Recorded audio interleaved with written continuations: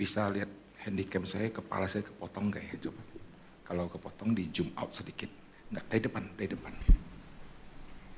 Kepotong nggak ya? Enggak, lihat kepala saya kepotong nggak? Bukan.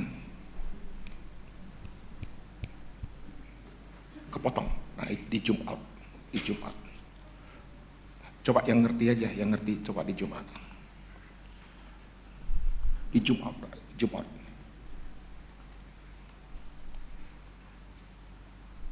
Oke, selamat pagi saudara sekalian. Saya selalu membawa rekaman karena kadang-kadang saya kurang percaya rekaman dari gereja-gereja. Tapi yang tadi malam rekamannya bagus, cahayanya bagus, orisinil seperti aslinya. Seringkali saya percaya rekaman gereja-gereja, begitu saya sudah copy filenya, itu nanti muka saya agak hijau, agak kuning, agak coklat, lalu suaranya mendem, lalu noise-nya banyak sekali, lalu mereka hanya upload ke YouTube.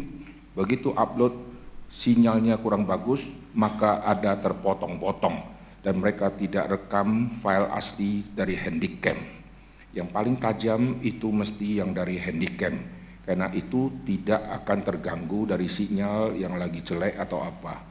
Tidak bisa hanya dari YouTube, karena kalau sinyal lagi jelek dan terputus, maka kalimat khotbah itu nanti terpotong dan suara noise atau hang itu akan terjadi. Maka selalu saya bawa sendiri, saya rekam sendiri, dengan saya bawa mic sendiri, dan saya sudah atur supaya nanti saya editnya, saya sudah tahu frekuensi suara saya seperti apa, cara editnya bagaimana, noise-nya muncul dari mana, itu saya sudah pelajari. Puji Tuhan ya. Nah, hari ini saya akan mengkhotbahkan, coba suara kecilin sedikit Pak, ini gaung sekali. Hari ini saya akan mengkhotbahkan tentang Yesus Sang Reformator yang sejati. Mari kita tunduk kepala, kita berdoa. Bapa di dalam surga, kami berterima kasih untuk hari ini. Di bulan Oktober, gereja-gereja sedang merenungkan dan membahas dan mempersiapkan khotbah sepanjang bulan Oktober ini berhubungan dengan reformasi. Dan bahkan ada yang terus melanjutkan sampai bulan yang akan datang, karena ini adalah peristiwa yang sangat besar di dalam sejarah gereja Tuhan. Dan kami bersyukur setiap tahun gereja-gereja Protestan merenungkan kembali, sedangkan banyak gereja-gereja yang aliran yang lain, mereka tidak merasa hal seperti ini hal yang signifikan, dan mereka melupakan apa yang pernah terjadi di dalam sejarah. Tuhan pakai hamba-Mu di dalam menyampaikan firman, khususnya menyoroti apa yang ada di dalam diri Tuhan Yesus, yang adalah Sang Reformator yang sejati. Pakailah hamba-Mu, dalam nama Tuhan Yesus kami berdoa, amin. Bapak Ibu Saudara sekalian, kita bersyukur kalau tidak ada reformasi, maka gereja Tuhan tidak tahu sekarang sudah menuju kemana. Karena apa? Karena waktu ajaran gereja kalau sudah menyimpang dan tidak segera dibereskan, maka penyimpangan akan semakin jauh dan semakin melenceng. Saudara kalau naik mobil, lalu di depan ada jalan lurus dan ada belok kiri, belok kanan. Dan saudara harus memilih saya terus atau belok kiri atau belok kanan. Jalan yang benar harus belok kanan. Saudara jalannya belok kiri.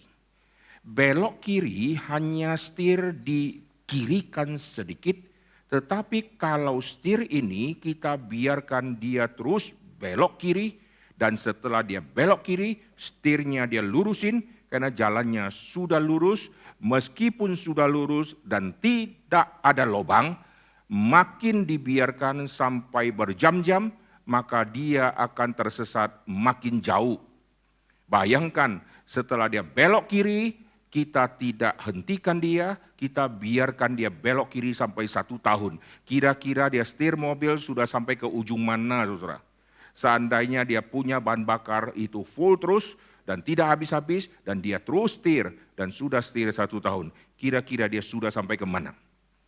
Maka caranya sebelum menyimpang sangat jauh, mesti cepat-cepat dihentikan, suruh kembali ke jalan semula, lalu dia harus belok kanan. Begitu dia belok kanan, makin dia jalan, makin jauh, dia akan menuju kepada titik lokasi destinasi yang benar. Kalau dia tadi ambil jalan lurus, meskipun lurus dan lancar, itu kalau jalannya salah, dia akan semakin jauh. Kalau dia belok kanan, meskipun jalannya hancur, tetapi ujungnya adalah destinasi yang benar, dia harus lewati jalan yang hancur. Karena tidak ada jalan yang lain kecuali lewat jalan yang hancur.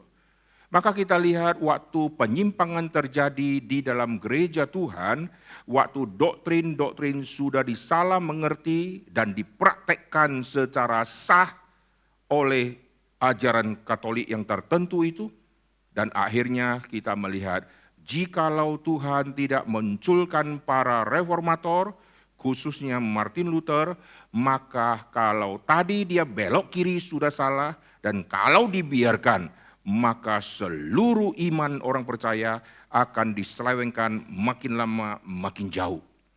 Oleh sebab itu Tuhan interupsi sejarah melalui munculnya satu orang, yang nanti akan muncul lagi orang-orang yang lain. Tetapi pelopor pertama ini orang yang sangat khusus. Dan Tuhan kasih keberanian yang luar biasa berani, karena seluruh sejarah kekristenan Tuhan taruh di dalam tangan dia.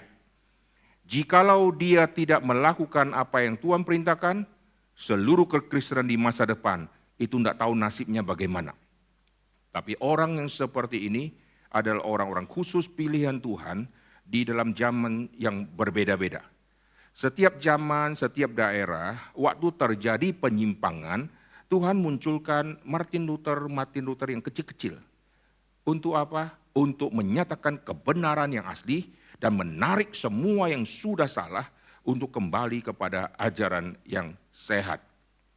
Waktu gereja sudah berumur sangat lama, orang-orang senior yang tua-tua yang masih menyaksikan zaman dulu waktu gereja ini mulai bagaimana, dan mereka waktu melihat generasi muda sudah menyimpang begitu jauh, dan waktu mereka bersuara, dengarkanlah suara mereka. Karena mereka adalah orang-orang khusus, meskipun sudah tua, mereka yang Tuhan pakai untuk mempertahankan semangat mula-mula dari pendiri mula-mula yang sekarang sudah diselewengkan oleh generasi yang baru. Tapi seringkali orang yang mencetuskan kembali kepada yang semula, orang itu pasti akan dikucilkan dan mungkin akan dijauhi dan tidak dikasih jadwal pelayanan dan tidak dikasih posisi di dalam kepengurusan karena dianggap pengacau. Dan orang-orang seperti ini seringkali mengalami ketersendirian. Dan di dalam setiap zaman selalu ada muncul orang-orang seperti ini, di kampung kecil kah, di satu gereja kah, selalu ada orang yang murni yang Tuhan sisipkan di situ yang nanti akan mengkoreksi yang salah. Nah, maka kita lihat di dalam sejarah gereja, waktu Martin Luther dia muncul, dia mengkoreksi ajaran dari Katolik yang sudah menyimpang dari kebenaran. Selalu orang berkata begini, induk dari gereja itu adalah Katolik. Secara mulainya atau namanya memang Katolik, baru nanti ada Protestan. Tetapi kalau kita lihat ajaran dari kitab suci, dari perjanjian lama sampai perjanjian baru, ajaran nabi-nabi, ajaran rasul-rasul, itu ajaran yang sejati, yang murni. Lalu ajaran ini dipertahankan oleh bapak-bapak gereja. Ini masih sesuai dengan kitab suci dan ajarannya sama. Lalu sekarang muncul dari Roma Katolik itu dan ajaran Katolik yang sudah menyimpang itu, lalu sekarang muncul Protestan yang mengembalikan kepada ajaran yang sejati. Jadi sebetulnya ajaran Protestan itu ajaran yang sesuai dengan ajaran Nabi, ajaran Rasul, ajaran bapak-bapak gereja. Kalau begitu ajaran Protestan meskipun secara istilah baru muncul belakangan, tetapi secara pengajaran dan secara konsisten dan sesuai dengan firman, itu mereka sudah duluan. Karena sudah duluan, maka tidak perlu ada istilah Protestan. Karena sudah sama. Tetapi waktu muncul penyimpangan yang terjadi, maka keluarlah kata Protestan untuk mengembalikan kepada ajaran yang semula. Jadi Protestan bukan ajaran yang baru. Kalau Protestan ajaran yang baru, dia akan mengajarkan sesuatu yang berbeda dengan perjanjian lama, perjanjian baru, dan berbeda dengan ajaran bapak-bapak gereja. Jadi kalau kita lihat secara istilah nama, oke. Kalau orang Katolik mengatakan kami induk, kami duluan, maka dari kubu-kubu seperti itu mereka biasanya agak sombong. Sedangkan Protestan dianggap kamu tukang protes, maka keluarlah ajaranmu yang protes-protes melulu. Tapi apa yang dia protes? Dia bukan protes sesuatu yang baru. Dia protes supaya kembali kepada ajaran yang sudah lama. Ajaran yang sudah pernah diajarkan di dalam zaman kitab suci yang sekarang diselewengkan. Mana ada keselamatan melalui cara yang lain kecuali Kristus. Harus melalui Kristus. Sekarang keselamatan melalui Kristus diselewengkan dengan memakai cara-cara duniawi. Lalu ada penjualan surat pengampunan dosa dan seterusnya. Perbuatan baik dianggap sesuatu yang dinilai oleh Tuhankah dan seterusnya. Dan ajaran-ajaran yang melenceng dari ajaran semula, inilah yang diprotes. Waktu diprotes, protes ini bukan ajaran yang baru. Dia kembalikan kepada ajaran yang lama. Kamu yang sudah merubah semua, kamu yang harus bertobat. Tetapi di dalam sejarah akhirnya dianggap Protestan yang harus bertobat. Karena tukang protes-protes, saudara ya. Nah sekarang kita akan kembali, kita akan nanti menyoroti 5 sola yang nanti muncul, yang saya kaitkan di dalam satu ayat.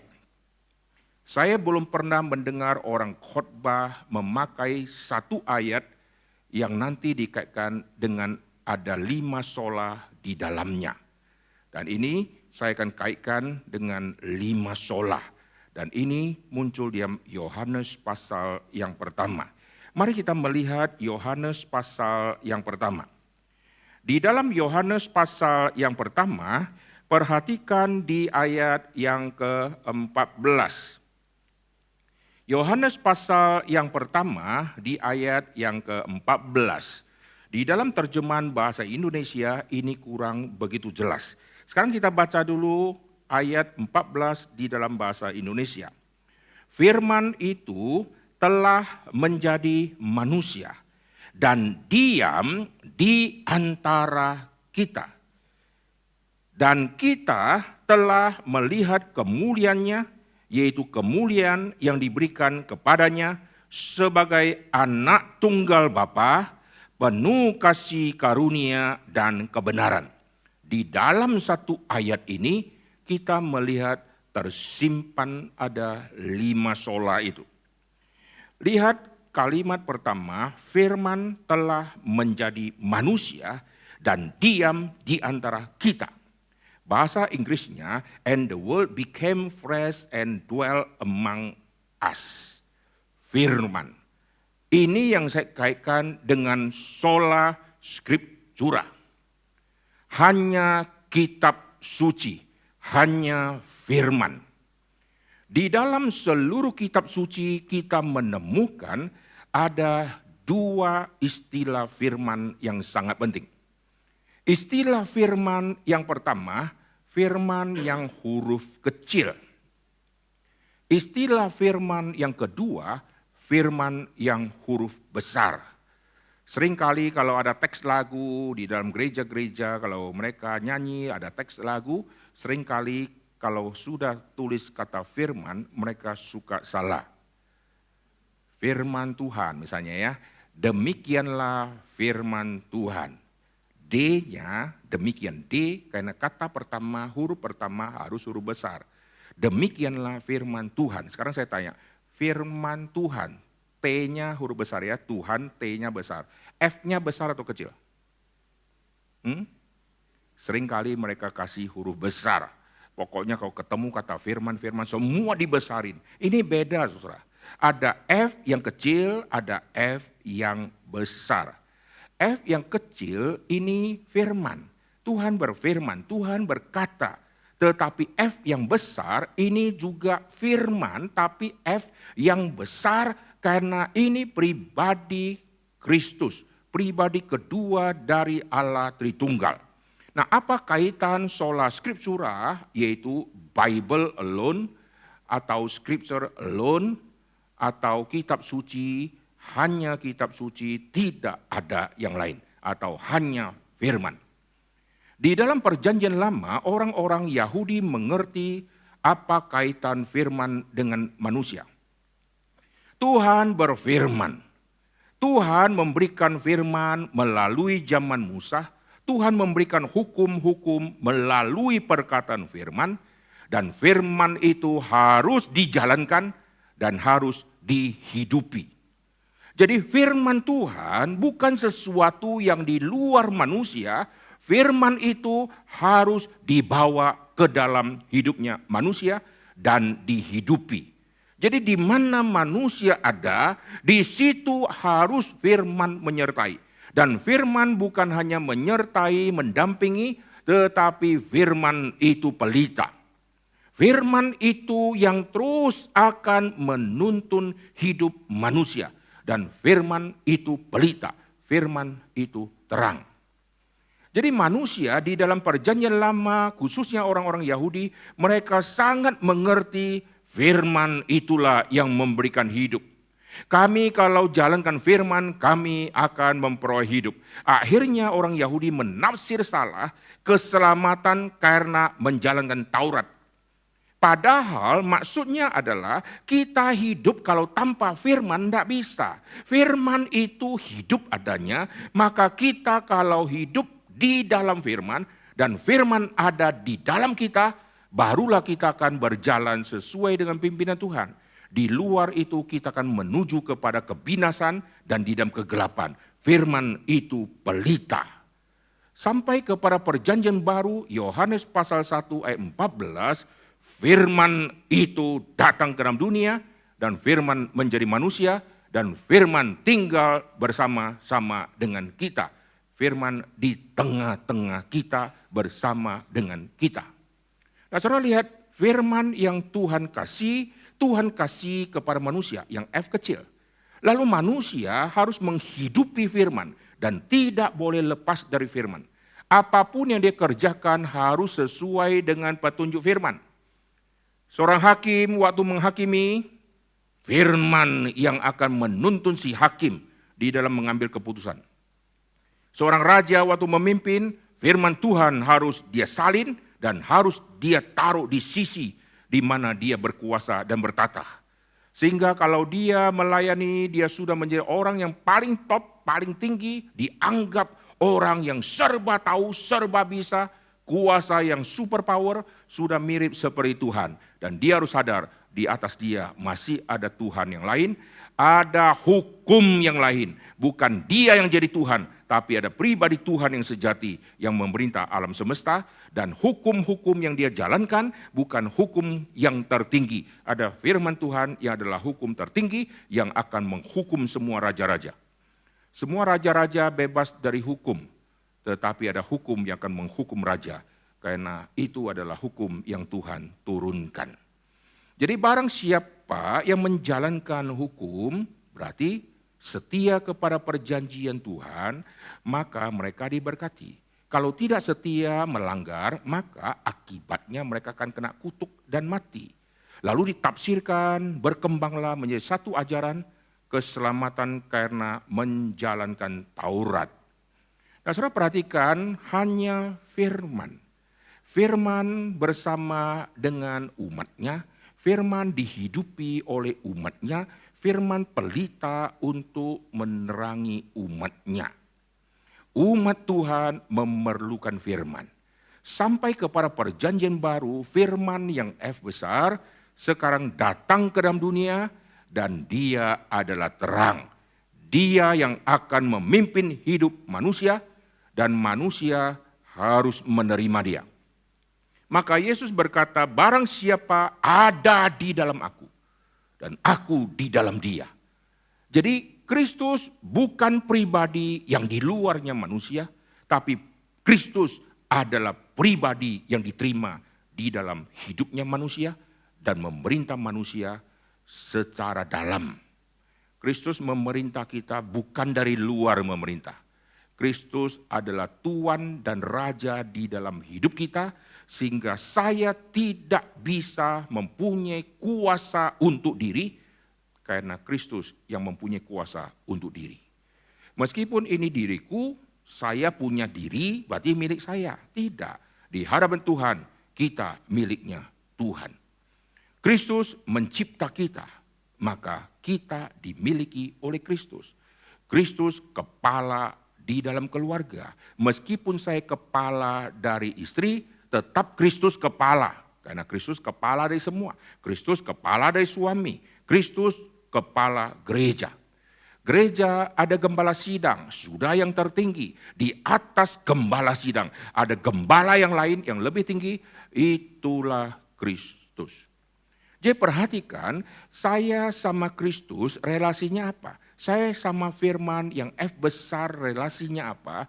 Relasinya firman harus saya hidupi, saya harus di dalam firman dan firman di dalam saya, dan saya harus hidup sesuai dengan pimpinan firman yang F besar. Karena dialah yang menerangi hidupku dan dia yang akan menuntun jalan hidupku. Ini seperti bangsa Israel di padang gurun dipimpin oleh malaikat Tuhan yang adalah Kristus yang muncul di dalam perjanjian lama yang memimpin bangsa Israel karena mereka mengikuti jejak kaki malaikat Tuhan atau tiang awan tiang api yang memimpin, maka meskipun di padang belantara, di tempat padang gurun yang panas, mereka disertai, dilindungi oleh Tuhan. Meskipun tidak ada makanan, mereka akan dicukupkan makanan karena sudah hidup berjalan bersama dengan Tuhan. Di dalam prinsip firman, barang siapa yang hidup berjalan bersama dengan Tuhan, maka kebutuhan hidupnya Tuhan pasti akan cukupkan. Bangsa Israel tidak bawa stok makanan yang banyak, tidak bawa bontot-bontot minuman, galon-galon aqua. Mereka hanya membawa baju yang bisa mereka bawa karena keluarnya dari mereka, dari bangsa Mesir itu mereka keluarnya buru-buru. Tidak bisa packing dengan waktu yang panjang, tidak bisa bawa snack, tidak bisa bawa souvenir. Karena keluarnya buru-buru. Maka stok makanan pasti tidak dibawa. Tapi karena mereka berjalan di bawah pimpinan terang, pimpinan firman, pimpinan malaikat Tuhan, pimpinan tiang awan, tiang api, itu adalah Kristus yang mendampingi mereka, yang memimpin di depan. Kalau mereka berjalan bersama dengan Kristus itu, maka mereka seperti domba dan Kristus seperti gembala di padang gurun yang akan membawa mereka, mencukupkan makanan mereka, manna diturunkan, air Tuhan kasih. Perlu perteduhan, ada tiang awan. Perlu hangat, ada tiang api. Nah, sekarang kita kembali. Jadi poin pertama, firman telah menjadi manusia. The word become flesh and dwell among us. Firman harus bersama kita. Firman harus kita hidupi dan kita tidak boleh menjadi terpisah dengan firman. Yesus khotbah bicara tentang pokok anggur di Yohanes pasal 15. Di luar aku, kamu tidak bisa berbuat apa-apa. Berarti harus di dalam aku, barulah kamu bisa berbuah. Aku di dalam kamu, kamu di dalam aku. Jadi Yohanes pasal 1 ayat 14 kita sudah menemukan ada tersembunyi tentang sola scriptura. Sekarang kita lihat poin yang kedua. Mari kita kembali ke Yohanes pasal yang pertama di ayat yang ke-14. Firman telah menjadi manusia dan diam di antara kita. Poin yang kedua, dan kita telah melihat kemuliaannya. We have seen his glory. Kita telah melihat kemuliaannya. Sekarang mari kita melihat di dalam kitab Ibrani.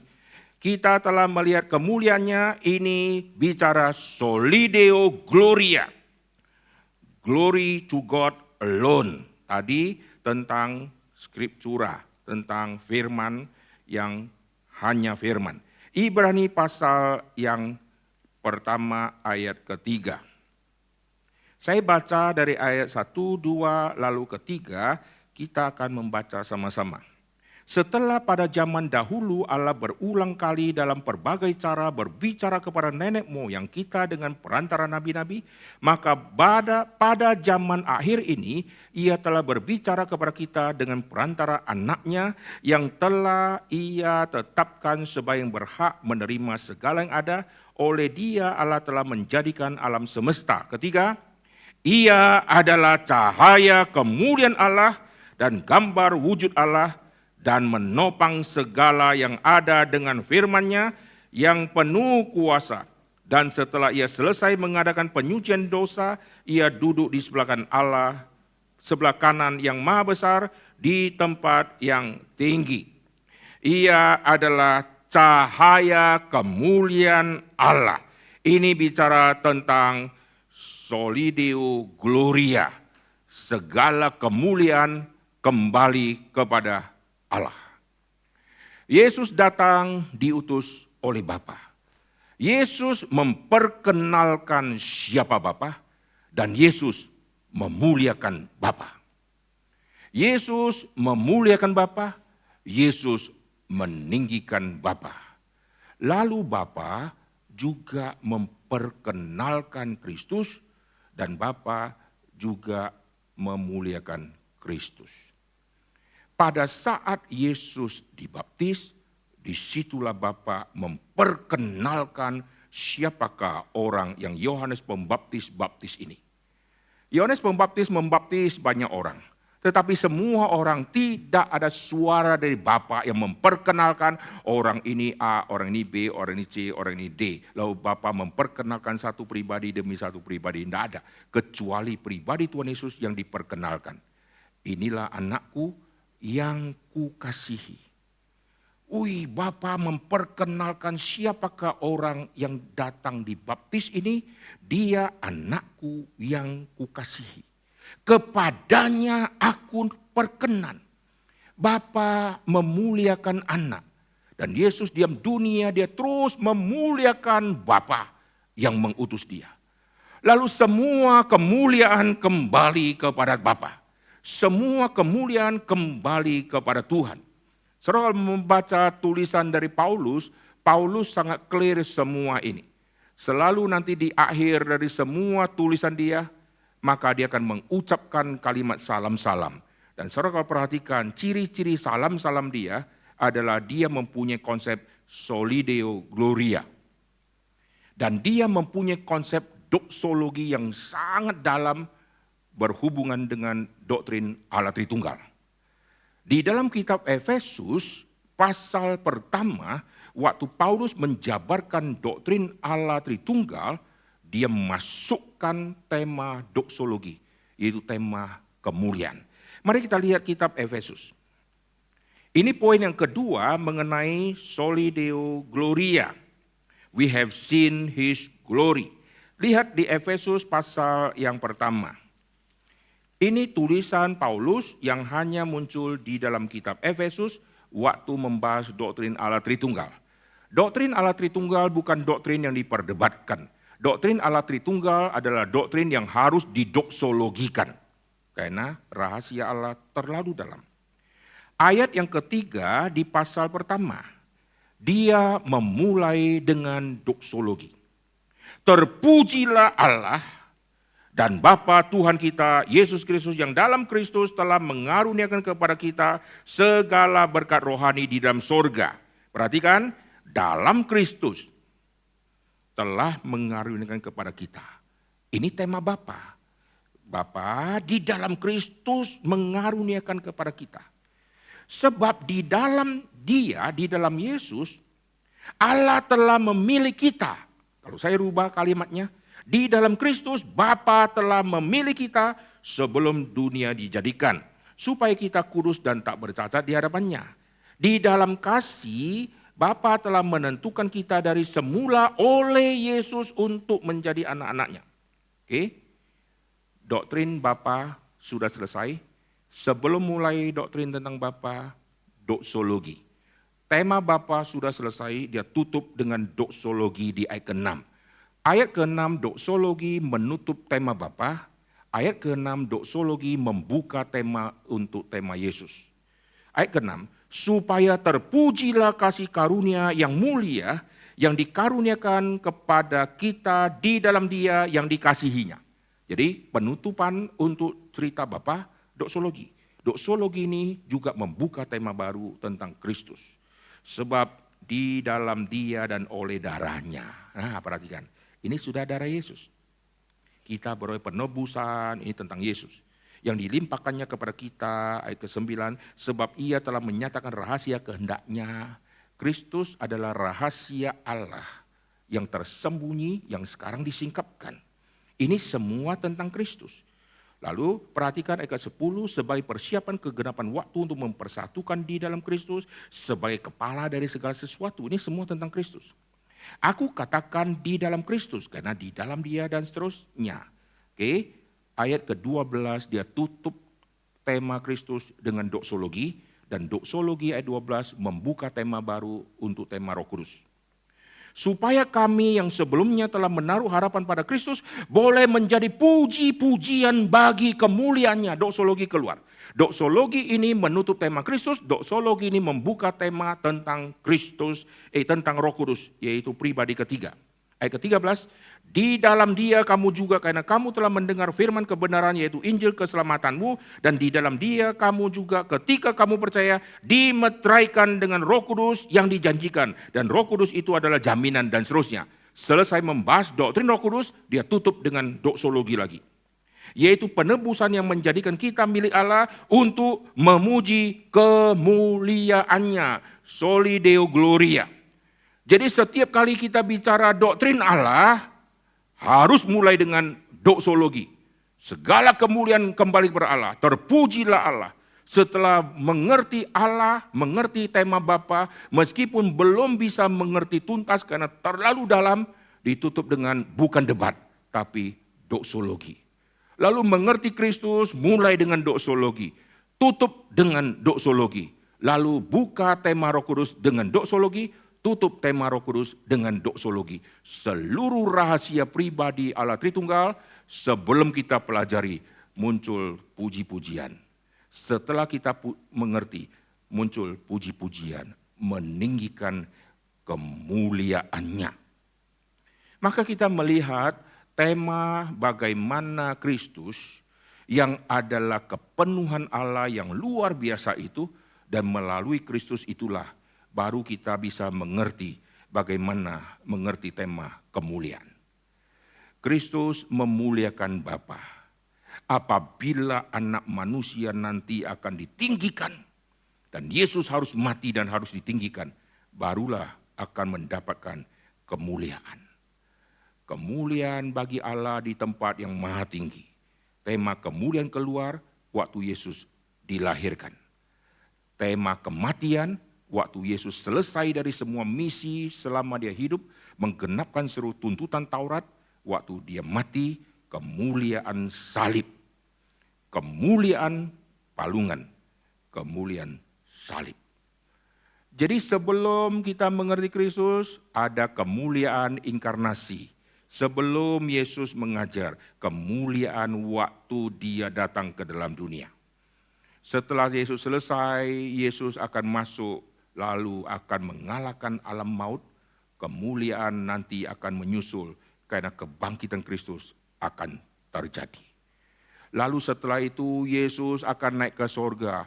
Kemuliaan Allah akan disaksikan oleh para hamba-hambanya. Para rasul menyaksikan Yesus naik ke tingkat yang sangat tinggi, yaitu dia akan duduk di sebelah kanan Allah Bapa. Dan di situ Yesus ada di dalam kemuliaan yang luar biasa. Mari kita lihat di dalam kitab Kisah Rasul. Perhatikan di dalam kitab Kisah Rasul pada saat Stefanus sebelum dia mati. Ayat ke-55 pasal ke-7 kitab Kisah Rasul. Pasal 7 ayat 55.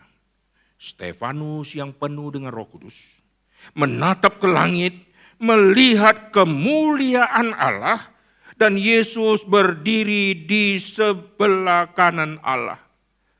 Jadi Yesus datang ke dalam dunia, kemuliaan Allah di tempat yang maha tinggi dan damai sejahtera di bumi di antara manusia yang berkenan kepadanya. Kematian Tuhan Yesus mengakhiri semua pelayanan dia karena sudah selesai, lalu nanti akan disambut dengan kemuliaan di dalam kebangkitan. Dan akan disambut lagi kemuliaan dia meninggalkan dunia dan akan duduk di sebelah kanan Bapa di tempat yang maha tinggi itu. Dan Stefanus waktu menatap ke atas, dia melihat kemuliaan Allah. Dan Yesus berdiri di sebelah kanan Allah. Itulah yang memberikan kekuatan bagi Stefanus. Dia melihat kemenangan Kristus yang sudah tuntas, yang sudah selesai, yang sudah diterima oleh Bapa karena sudah disebut duduk di sebelah kanan. Tetapi Yesus melanjutkan satu tindakan, bukan hanya duduk, tapi Yesus berdiri. Wah, betapa mulianya melihat Yesus bisa sekarang berdiri. Yesus berdiri artinya Yesus menghormati Stefanus. Dengar baik-baik ya. Yesus pernah mengatakan, barang siapa melayani aku, dia dihormati oleh Bapa. Kalau melayani Yesus, dihormati Bapa, masa Yesus tidak menghormati orang yang Bapa hormati? Kalau Bapa menghormati Stefanus, karena Stefanus mati demi Kristus, masa Bapa yang hormati Stefanus, Yesus tidak menghormati? Yesus menghormati dengan cara dia ambil sikap, dia berdiri. Kalau misalnya di ruangan ini, ada Pak Stephen Tong duduk di depan. Lalu jemaat datang, pengurus-pengurus datang, lalu maju ke depan salaman sama Pak Tong. Pak Tong pendiri, Pak Tong orang senior, Pak Tong pembicara yang sudah sangat pengalaman dan dia orang yang dihormati. Dia duduk, kalian datang, kita salaman. Waktu kita salaman, dia tidak perlu berdiri, betul nggak? Tapi heran, mendadak ada satu anak kecil datang ke dia paksakan diri berdiri, lalu dia salaman sama anak ini.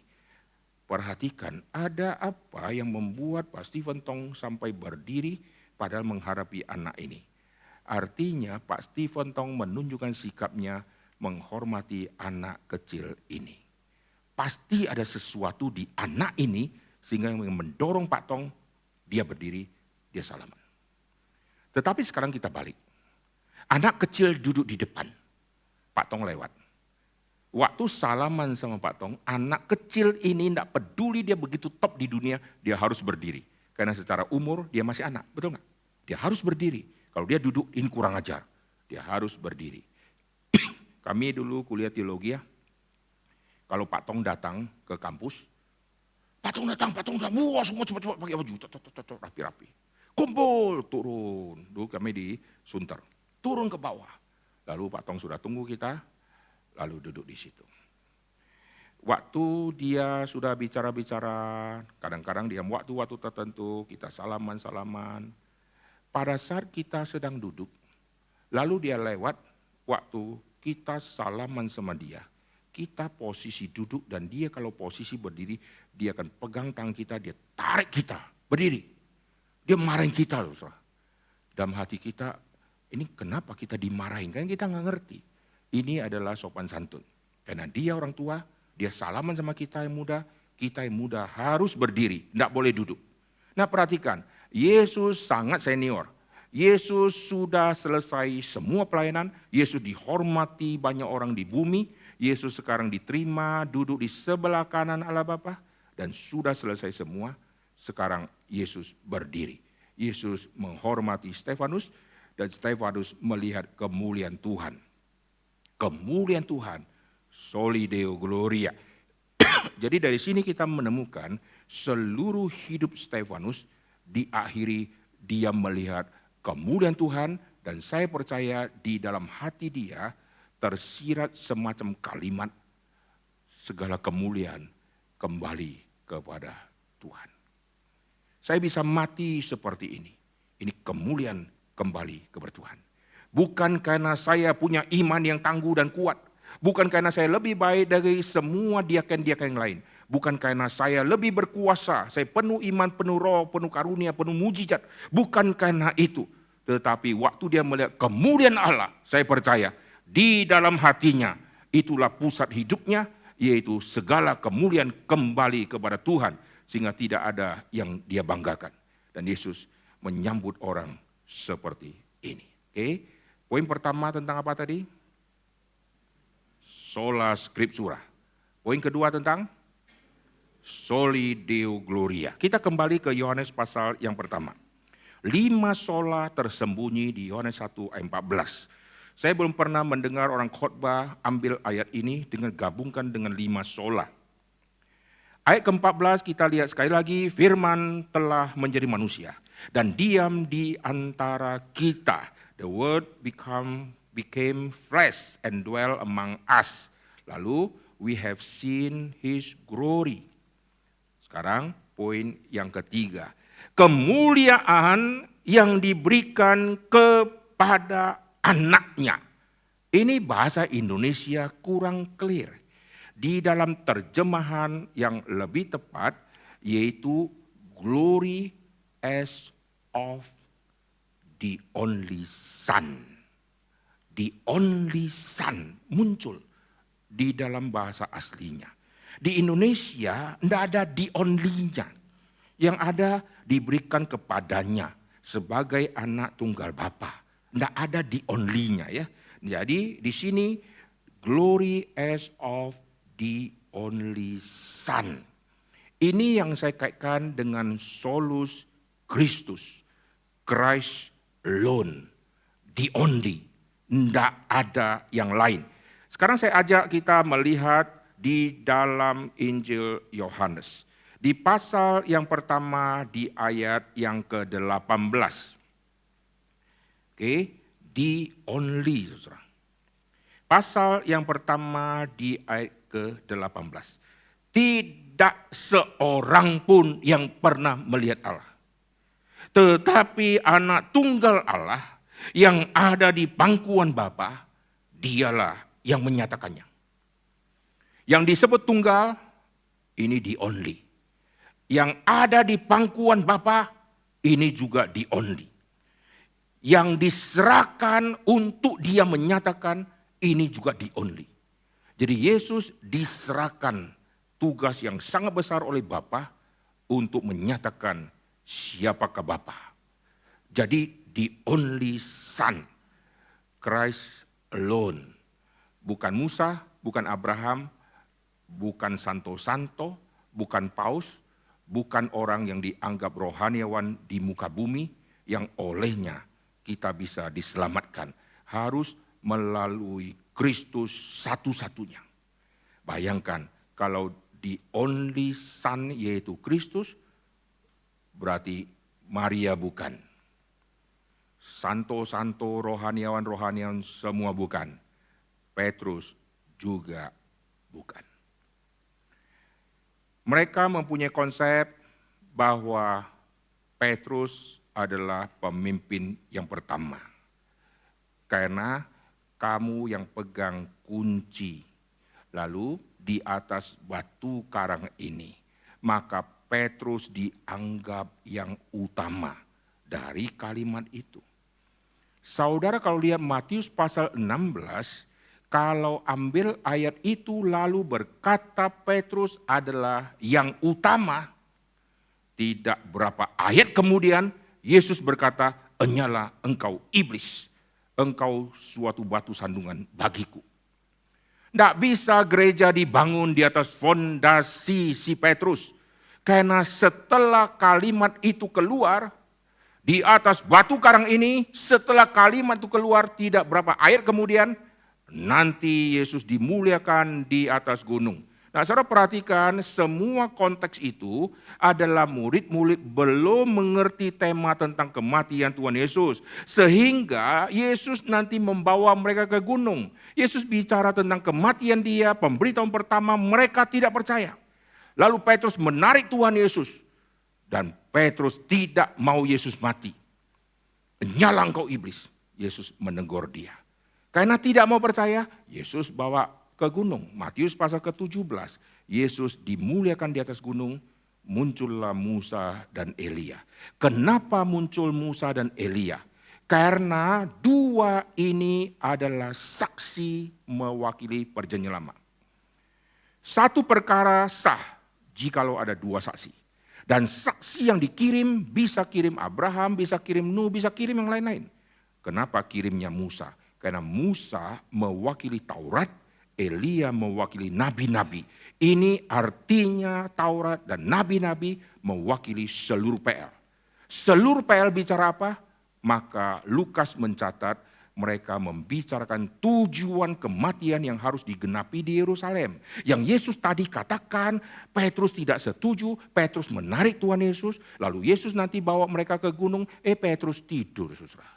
Dua saksi datang untuk menyatakan Yesus ngomong benar. Ini saksi Musa. Kau percaya Musa? Percaya. Kau percaya dia? Percaya. Dengar kesaksian dari mereka, tapi mereka tertidur. Waktu mereka bangun, apa yang Petrus katakan? Lihat ya, Petrus katakan begini. Alangkah indahnya kami mendirikan 3 kemah, satu untuk Yesus, satu untuk Musa, dan satu untuk Elia. Artinya, Yesus engkau tidak usah turun gunung, engkau tidak usah mati di Yerusalem. Engkau tinggal di gunung saja, karena di gunung kau aman. Misi Yesus harus turun, misi Yesus harus keliling, misi Yesus harus digenapkan dan harus mati di Yerusalem. Yesus sudah mengatakan anak manusia akan ditangkap, akan dibunuh, akan disiksa di Yerusalem. Dia akan mati di Yerusalem. Tapi alangkah indahnya kami mendirikan 3 kemah. Tetap tidak ngerti. Kalau gereja dibangun di atas fondasi Petrus, ini bahaya luar biasa. Gereja itu berhubungan dengan alam maut tidak akan menguasainya. Berarti harus dibangun di atas fondasi yang mengalahkan alam maut. Kalau alam maut tidak bisa menguasai, berarti fondasi ini harus mengalahkan alam maut. Petrus tidak berhasil mengalahkan alam maut karena dia punya dosa. Dan satu-satu yang tidak berdosa yang kalahkan alam maut itu adalah Kristus. Maka fondasi gereja harus Kristus, bukan Petrus yang adalah orang pertama yang dianggap sebagai tanda petik paus yang pertama itu. Bukan, saudara ya. Nah, sekarang kita kembali, hanya Kristus. Jadi perhatikan, waktu Martin Luther menyuarakan semua kekecewaan terhadap ajaran-ajaran yang sudah menyimpang, dan dia listkan 95. Saya percaya di otaknya dan di hatinya mungkin lebih dari 95. Cuma yang inti-intinya dia sudah tuliskan semua. Kalau dia pulang renung-renung lagi, mungkin ada 3 lagi yang dia lupa untuk dia pakukan. Seringkali kalau kita sudah ngomong 3 poin, kita pulang masih ada 2 poin yang tersisa, betul nggak? Kita sudah ingatkan anak sudah jalan, aduh lupa. Tadi mama mau titip uang untuk dia beli pulsa, lupa saudara ya. Dan saya percaya bukan hanya itu yang dia protes, pasti banyak yang lain. Tapi itu sudah menggemparkan dunia dan terjadi reformasi, yaitu hanya Kristus. Bayangkan orang yang sudah punya ajaran, ada yang lain, sekarang hanya Kristus. Wah, mereka kebakaran jenggot, saudara. Hanya kitab suci, bukan tradisi. Wah, bukan dari tulisan-tulisan orang-orang rohaniawan. Bukan dari ajaran turun-temurun, tetapi kitab suci yang menjadi patokan. Lalu kemuliaan bukan kepada satu orang rohaniawan yang dianggap tertinggi. Kemuliaan harus kembali kepada Tuhan. Wah, ini gebrakan yang luar biasa berani, maka orang seperti itu siap-siap dikucilkan dan bisa dimatikan. Tapi orang yang mencetuskan itu tidak peduli, nanti saya dikucilkan kah atau mau dibunuh urusan kedua. Pokoknya dia menyatakan kebenaran dan Tuhan pelihara apa yang dia kerjakan, diingat sampai hari ini dan terus akan diingat sampai nanti 1 detik sebelum Yesus datang. Orang masih tahu reformasi itu Martin Luther, saudara. Tidak mungkin sejarah menghapus nama orang ini. Oke, poin pertama apa tadi? Sola Scriptura. Kedua, Soli Deo Gloria. Ketiga, Solus Christus. Sekarang kita masuk yang keempat. Lihat Yohanes pasal yang pertama di ayat ke-14 tadi. Kemuliaan yang diberikan kepadanya, the only son, sebagai anak tunggal Bapa. Indonesia tidak jelas. Di dalam bahasa Inggris, glory of the only son from the Father. Ini saya kaitkan dengan sola fide. Son sama Father. Anak dari Bapa. Anak diutus dari Bapa. Wah, ini relasi yang sangat menarik. Saya ajak kita sekarang melihat Yohanes pasal yang ke-14. Bagaimana tema anak sama tema Bapa bisa kita mengerti dan dua pribadi ini sama-sama Allah. Wah, ini perlu iman yang besar. Maka di Yohanes pasal 14, Yesus mengatakan kalimat begini di ayat yang pertama. Lihat di Yohanes pasal yang ke-14 di ayat pertama. Jangan gelisah hatimu, percayalah kepada Allah. Percaya juga kepadaku. Jadi percaya kepada Bapa, percaya juga kepadaku. Wah, ini perlu iman untuk mengkaitkan dua pribadi. Kalau kamu percaya kepada Bapa, kamu juga harus percaya kepada Kristus. Karena apa? Karena Kristus diutus oleh Bapa. Yesus pernah mengajarkan barang siapa menolak aku, identik dengan menolak Bapa. Barang siapa tolak Bapa, pasti tolak yang Bapa utus. Berarti tolak Yesus. Barang siapa benci aku, tidak mungkin dia mengasihi Bapa. Barang siapa membenci Bapa, tidak mungkin dia mengasihi aku. Itu semua relasi. Kalau kau mengasihi Kristus, kau mengasihi Bapa yang mengutus Kristus. Kau lihat aku, kau lihat Bapa. Nah, lihat, relasi seperti itu hanya bisa kita terima melalui iman. Maka Yohanes pasal 14 muncul kalimat, percayalah kepada Allah, percaya juga kepadaku. Lalu sekarang kita perhatikan di Yohanes pasal yang ke-8. Yohanes pasal ke-8, ini poin keempat, sola fide. Sola fide, faith alone. Di dalam Yohanes pasal yang ke-8, di ayat yang ke-29 dan seterusnya. Yohanes pasal ke-8 dari ayat yang ke-29. Saya akan baca. Dan ia, Bapa, yang telah mengutus aku, ini Yesus, Bapa menyertai aku. Ia tidak membiarkan aku sendiri, sebab aku senantiasa berbuat apa yang berkenan kepadanya.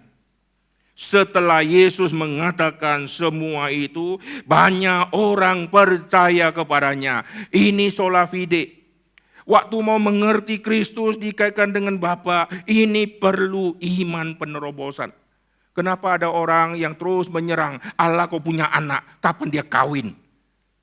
Karena imannya belum Tuhan arahkan kepada iman yang menyelamatkan.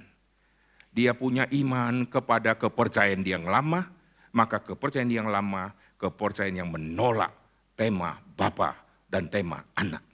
Mana mungkin Allah disebut Bapa, lalu Allah juga disebut anak. Kapan Allah itu menjadi dua Allah? Kapan Allah punya anak? Nikah sama siapa itu? Dan bagaimana seorang anak bisa sama dengan Bapa? Anak berarti muncul setelah Bapa muncul. Yesus pasti lebih rendah. Nggak mungkin Yesus bisa sama. Ini perlu iman yang besar. Kita bisa percaya Bapa mengutus Yesus. Amin, amin. Ini iman perlu besar. Amin. Tidak gampang orang bisa menerima.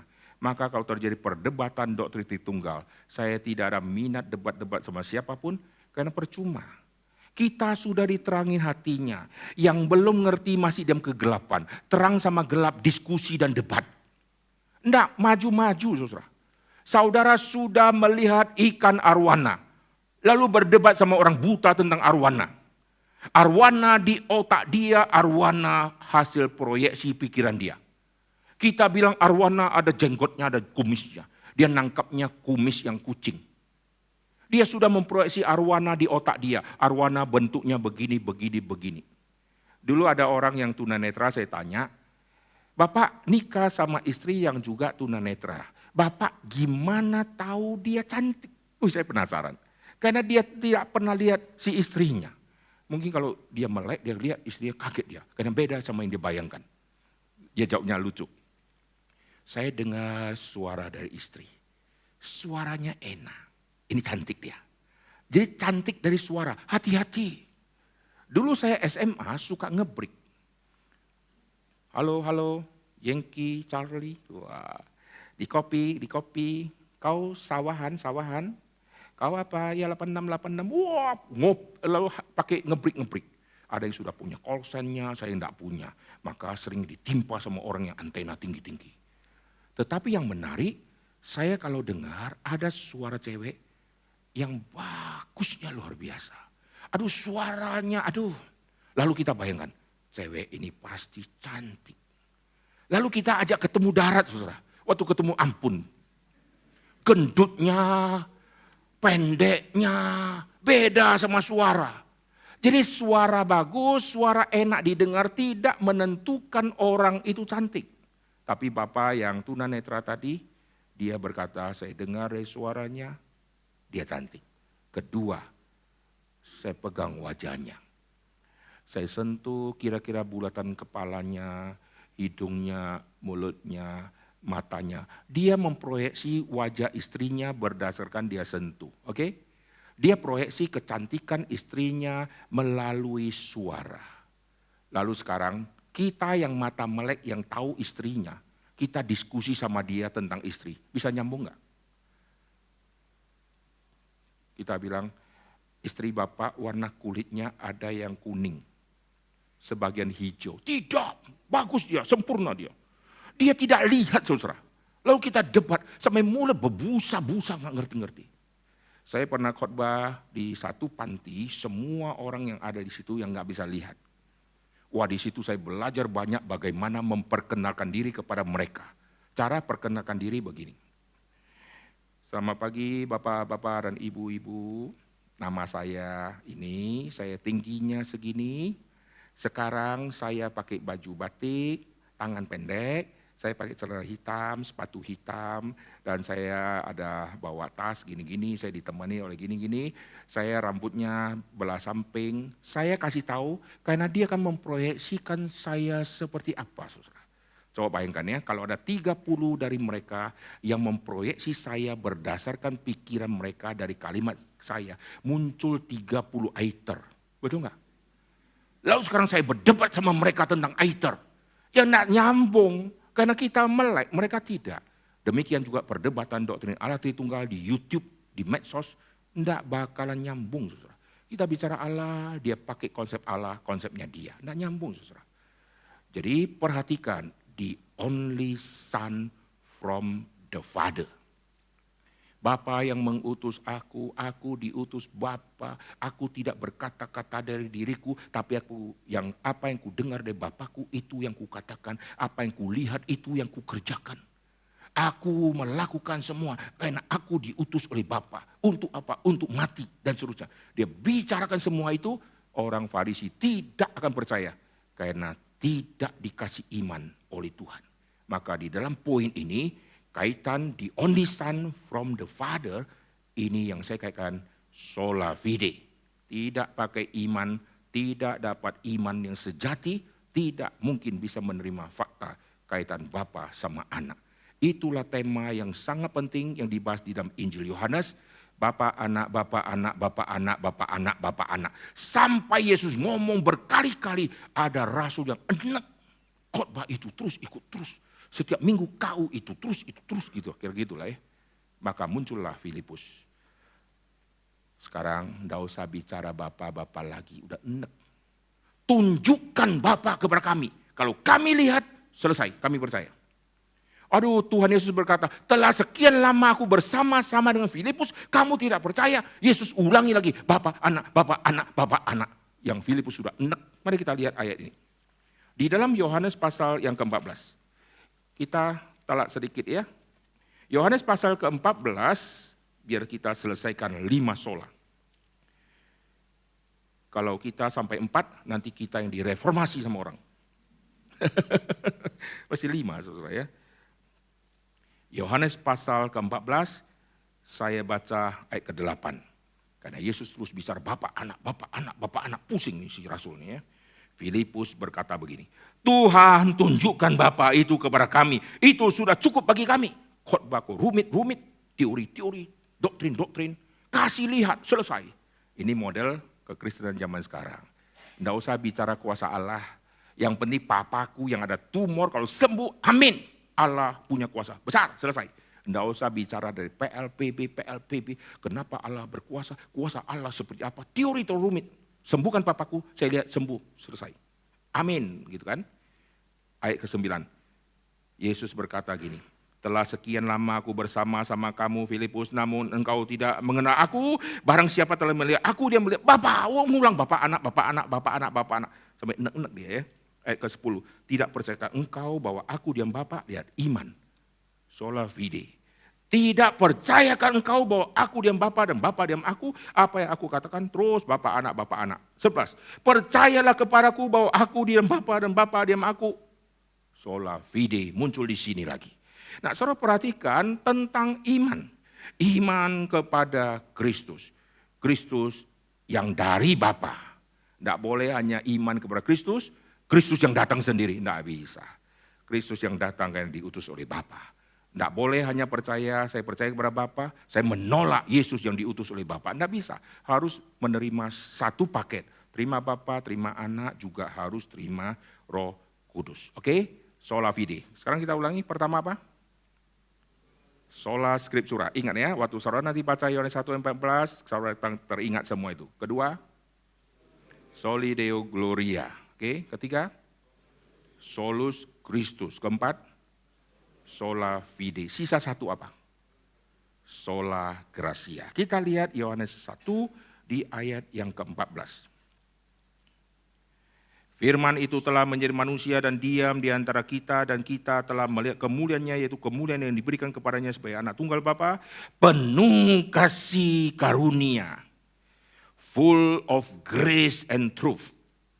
Penuh kasih karunia, sola gratia. Penuh kasih karunia dan kebenaran. Ayat ke-16, karena dari kepenuhannya kita semua telah menerima kasih karunia demi kasih karunia. Jadi ada kasih karunia yang melampaui semua kasih karunia kecil-kecil. Ada kasih karunia yang terbesar. Itulah melalui Kristus. Jadi saya mendapatkan anugerah kasih karunia yang terbesar bukan dari jasaku, tetapi ini pemberian dari Tuhan. Ini kita terima karena beriman kepada Kristus dan karena anugerah barulah saya bisa diselamatkan. Ini menghantam semua konsep karena perbuatan baik, karena menjalankan hukum, karena saya ada santonya, saya ada suci-sucinya di dalam diriku, saya ada mulianya di dalam diriku. Maka Allah melihat aku dan aku diperkenan. Tidak ada itu. Murni karena iman.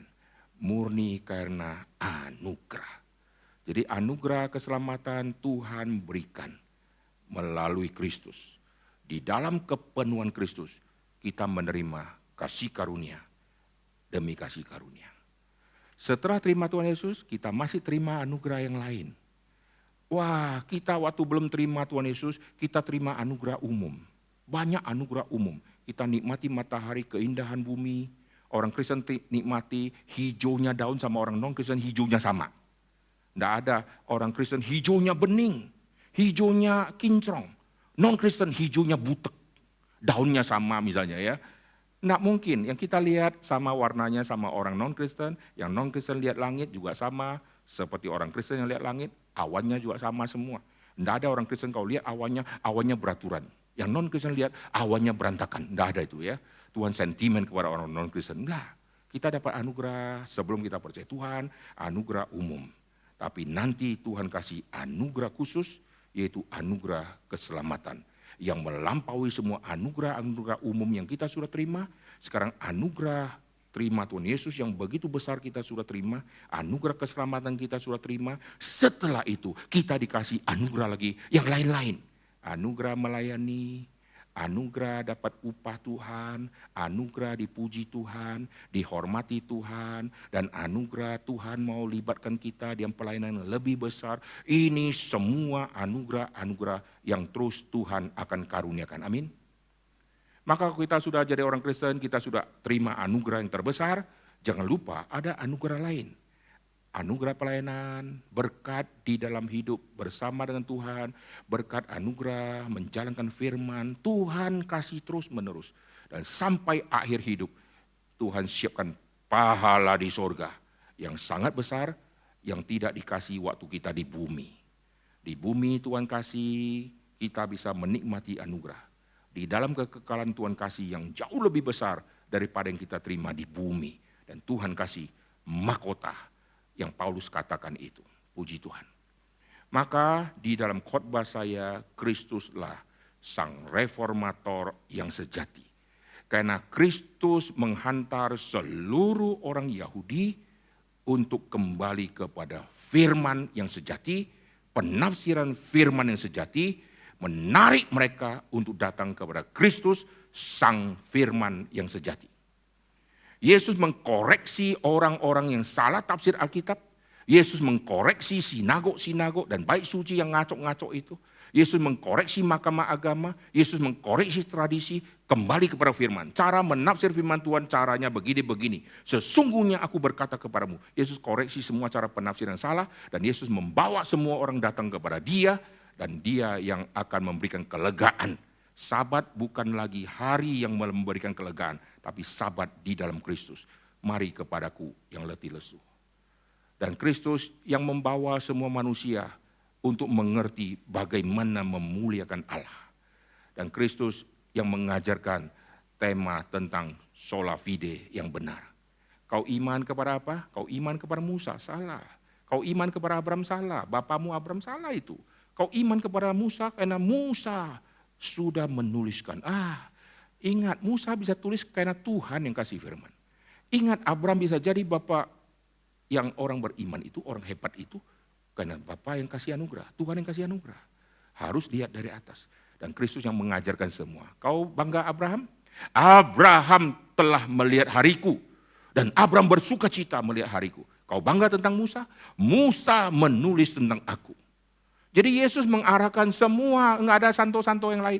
Kau anggap Musa santo, kau anggap Musa orang rohaniawan, Musa tulis tentang aku. Dan Musa dia setia sebagai pelayan, tapi Kristus setia sebagai anak. Ini dicatat di dalam kitab yang lain. Lalu Abraham bersuka cita melihat hariku. Yang membuat Abraham bersuka cita karena Kristus. Bukan Abraham bisa suka cita sendiri. Karena dia melihat hariku, dan dia telah bersuka cita. Lalu solus Christus gitu ya, soli Deo gloria, sola fide, lalu sola gratia, sola scriptura, semua sola-sola. Itulah Yesus yang kerjakan, mengarahkan semua orang untuk mengerti apa yang ada di dalam Kristus, yang adalah sang firman yang sejati, sang pemberi anugerah yang sejati, dan sang pemberi iman yang sejati. Iman timbul dari pendengaran, pendengaran akan firman Kristus. Kristus yang mengajar kita bagaimana bisa memuliakan Allah secara benar. Bagaimana bisa memuliakan Kristus secara benar. Ini hanya melalui Kristus. Tidak ada yang lain. Mari kita berdoa. Bapa di surga, kami berterima kasih untuk firman yang sudah kami dengarkan ini. Kami bersyukur di dalam diri Tuhan Yesus, Yesuslah yang telah mengkoreksi semua ajaran-ajaran yang tersulit, yang sudah bercokol di dalam seluruh kebudayaan Yahudi, yang sudah disalah tafsir dari zaman ke zaman, dan Yesus melakukan pembaharuan, dan akhirnya Yesus harus dikucilkan, Yesus harus disingkirkan, dan Yesus harus dimatikan, dan Yesus harus dienyahkan dari muka bumi.